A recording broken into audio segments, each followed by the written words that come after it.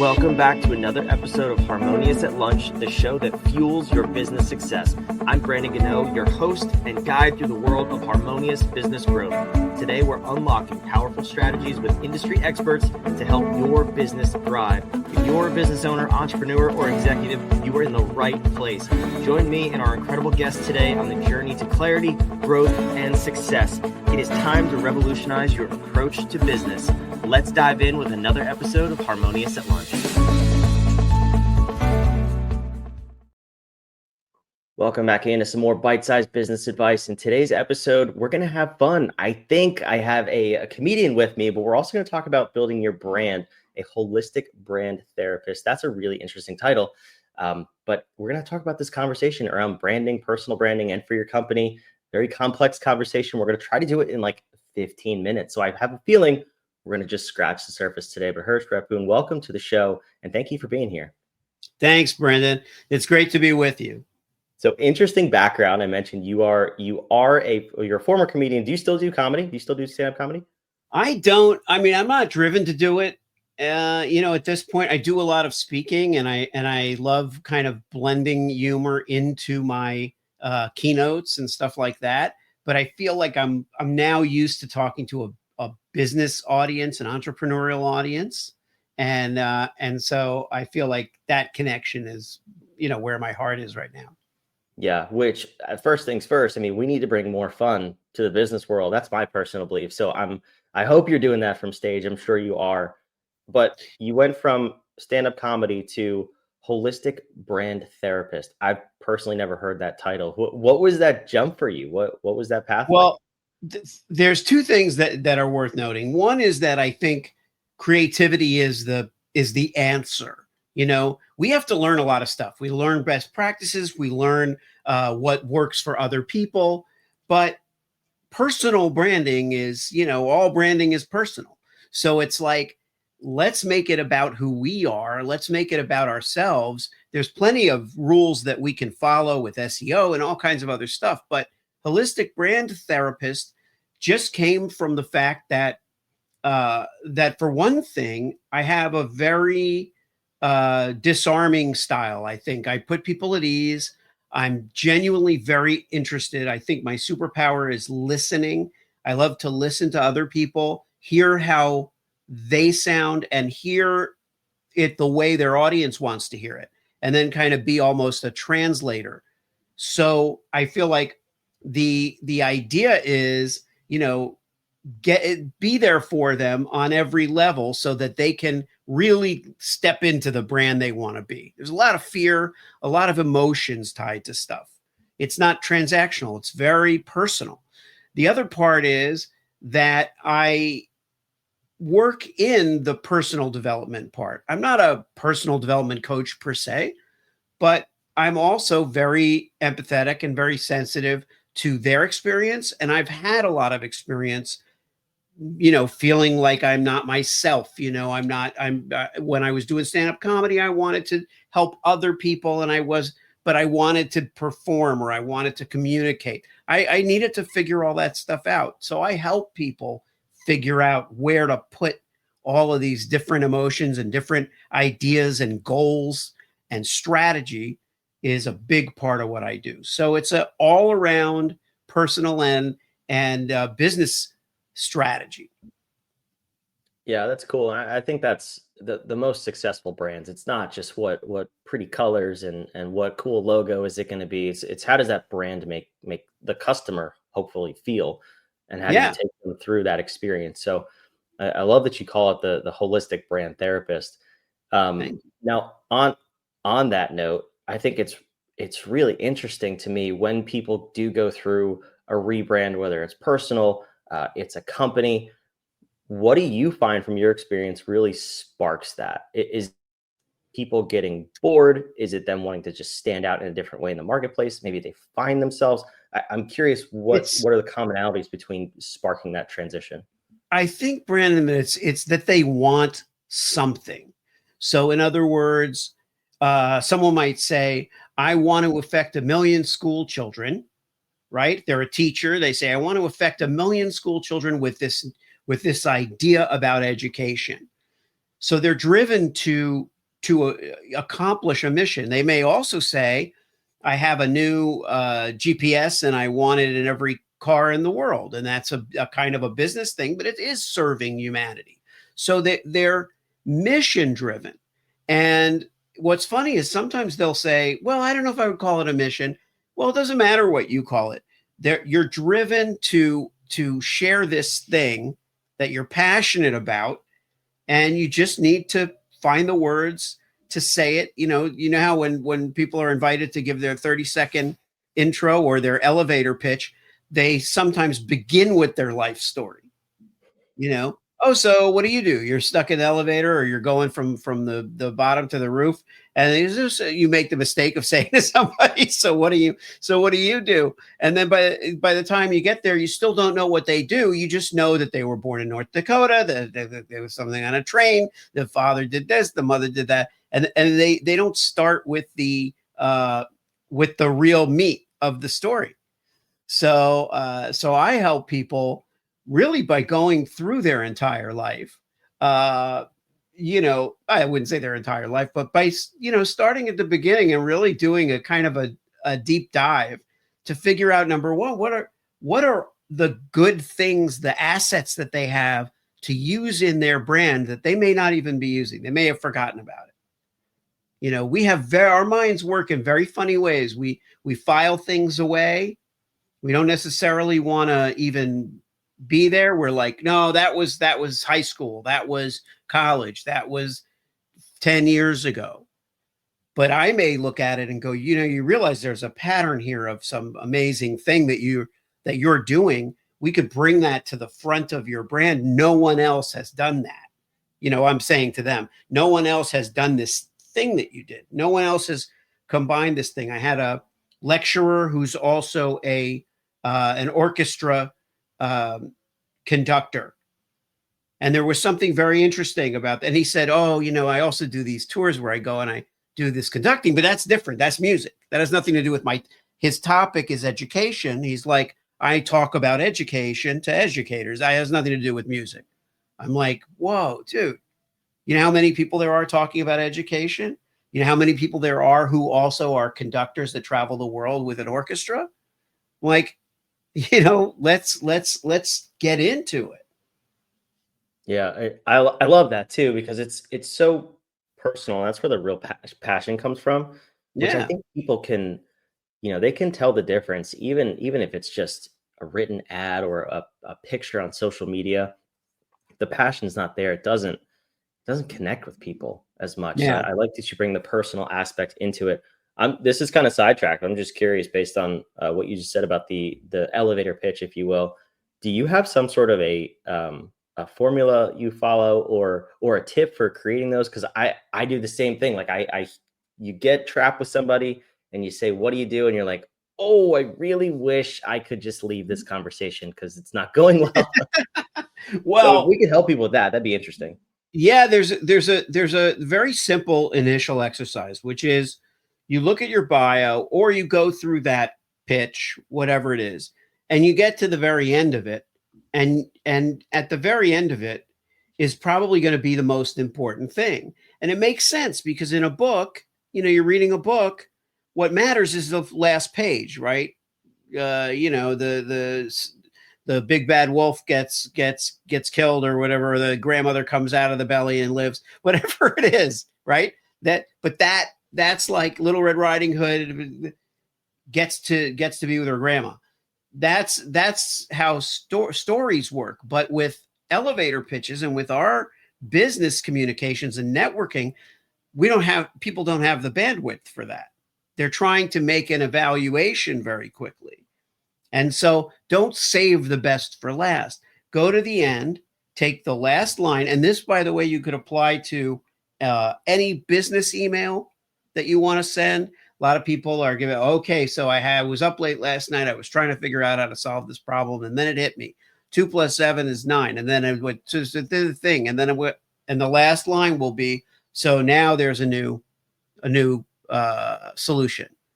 Just start with the thing. So do that thing, fumble around with your words, just record it record it on your phone and just go through the process of explaining yourself. And when you finally get the right words, they'll probably be at the end. Then you have the nugget of your introduction. And in fact, you probably could get away with just saying that. And I'll give you a second tip, which is the next step is becoming so confident and familiar with what that sentence is that it can be any words that work for you. We spend so much time memorizing our two sentences. I help blank do blank with the minimum of blank, right? That we think that that's the only way we can communicate about ourselves. Well, most relationships in business are going to require more than one conversation. So I recommend being fluent in your brand language. Create a whole brand language where, if you speak French fluently, that's impressive. You should be able to speak about yourself fluently. And that's another part of my process, is coming up with those words, those keywords, that vocabulary, and making sure that you're fluent in that language. And you will sound like brilliant. You go into any party, any meeting, anything like that, and people say, "What do you do?" And it may well be different every time. And but you're giving the same message, you're giving it on point, you're giving it with roughly the same language and words, but you're not trying to memorize. You're not trying to memorize who you are. That is just and I've done it. I've made all those mistakes. As an actor, I would stand backstage and I would be, trying to remember my lines, let's say. And then that takes excitement out of it, not even as an actor. As a stand-up comedian, you want to, when you're new at it, you have your set list and you have your paper in your hand and you just throw it away. It's not, just go.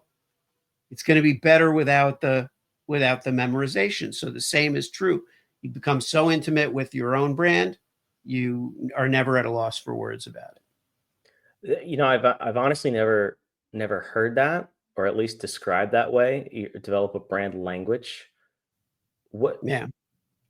when you're talking about your company, you're building this brand language, do you give that to other people in the company? Like, is that something we should really be training our employees on more so than ourselves? Because I find that as entrepreneurs, as business owners, a lot of us have that, right? Like, we can speak about our brand passionately. We can adapt it. If we're talking to engineers one day and then stand-up comedians the next day, like, we can adapt the language to fit the room.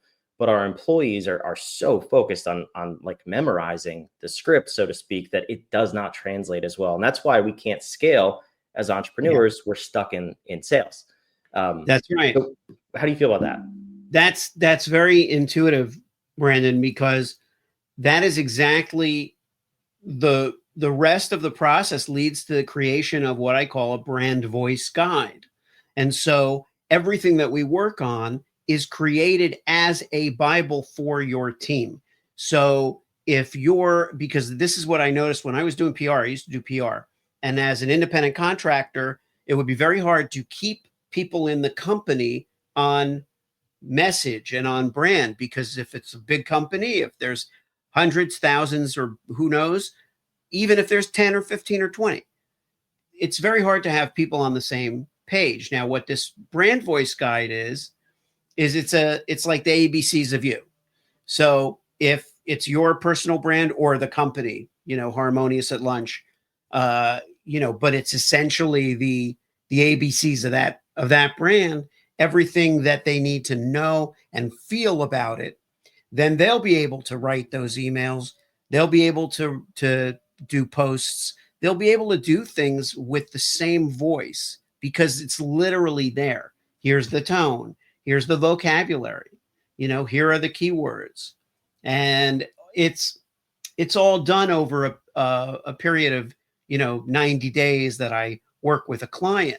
And so it's not like, I love AI and I use AI, and there's a next step that follows my program where there's a way to plug that information in. But getting that information, that's the That's the real special part. Yeah, it's interesting. I was literally going to ask you that next because we actually just went through this process at Humanop. We realized that our brand we're in startup phase right now. We realized our initial brand voice was just a little bit soft, a little bit off from who we really were after being in the marketplace for a number of months. So we tweaked it and we said, okay, now it's crazy for our CMO to be involved in every single decision moving forward. Right. So we have to train AI to be able to at least get 90-95% of that process done. I'm a firm believer of not using AI to develop the brand voice.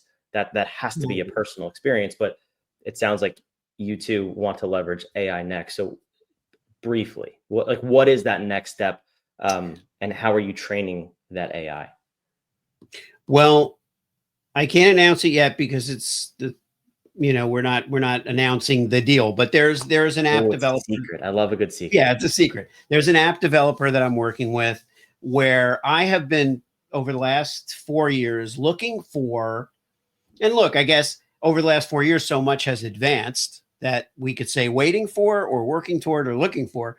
But I wanted to find a partner where I could be, they could match the human uh, commitment that I bring to the development process. So, in other words, what I've come to learn is, as a writer, that AI can be a wonderful partner and kind of executor of our messaging, but it needs really, really good guidance. So I needed an app partner who had developed a guidance system that could take the stuff that I've given it, the stuff that I've, the detail, the care, the nuance, and really apply it in the most practical way. So, there's so much you can do on ChatGPT, and it can give you a lot of great ideas and a lot of great feedback. But so far, if you're the one whose voice it is, you can get the feedback, you can feed it your voice, you can get the feedback, you can nuance it yourself. But again, that's like if your CMO were doing it themselves every time. Whereas this will be, this will have the voices of everybody and everybody of relevance in your organization, and based on a lot of human input and a lot of human development. And so, as to your point, Brandon, it's humans doing all the development and then AI doing all of the implementation across platforms. And that marriage should be really seamless because the work's been done up front. Yeah. I love that so much. That's exciting news too. Do you have Yeah. maybe a target date? You don't have to say anything else. I'm just curious. um, no, I mean, I would say that probably by the end of the summer it would be announced. That doesn't mean we won't be working with it, over the summer. Like we're technically working with it now, but it's just not announced as a product. So Yeah. I think it'll be a soft launch is the best way to say it. Like my clients will start using it very soon, but it'll technically still be in beta. That's super cool. Well, when you're ready, I'd love to have you back and talk about it because that's Yeah, happy to. anything to make our lives easier as entrepreneurs. I'm a huge fan. Yes, life is hard as entrepreneurs. That's the thing. There's two kinds of people in the world. There's entrepreneurs, and there's people who prefer for it to be easy. you know It's a good way and to say and that. so for the entrepreneurs, there's no reason to not make it a little easier. You don't have to make it harder than it needs to be. But we can keep trying. We can keep trying. Yeah, exactly. I love it. Exactly. Let Hurst, me let me let me complicate this for you. yeah, exactly. Hurst, this was a lot of fun. Where can the listeners go to learn more about you, everything you have going on, and maybe taking that step to redevelop their personal brand? Yeah, well, thank you, Brandon. This has been a lot of fun. I really appreciate it. I appreciate your questions. They can go to yesbrandbuilders.com. There's also, there they can pre-order my book. They can, make appointments. They can see my work. They can see my social proof. Everything's there. And then they can also find my podcast there. So everything's at that hub. And then they can also use another link that we'll have in the show notes, or maybe you have it, where they can take a personal brand quiz. I'd like to offer that to all your listeners as a kind of a gift, because it really gives great feedback on where you're at with your personal brand right now, and it gives some suggestions, and it people really seem to like it as a first step if they kind of don't have a sense of where they're at with their brand. I like that. That's awesome. Yes, all of those links, all of the websites and social media will be down below in the show notes and description, wherever you're watching or listening. Hersh, thanks so much for being here. My pleasure, Brandon. Thank you. Thanks for listening to another episode of the Harmonious at Lunch podcast. Make sure you subscribe on whatever platform you're on, and we want to invite you to join us in the Small Business Success Facebook group, our private group where guests and listeners come together to grow your business. We want impact-driven entrepreneurs who are ready to go to the next level in this group so we can all share ideas, collaborate, and grow our businesses together. Go to whatif.com/group, and we want to invite you to join today. See you on the next episode of Harmonious at Lunch.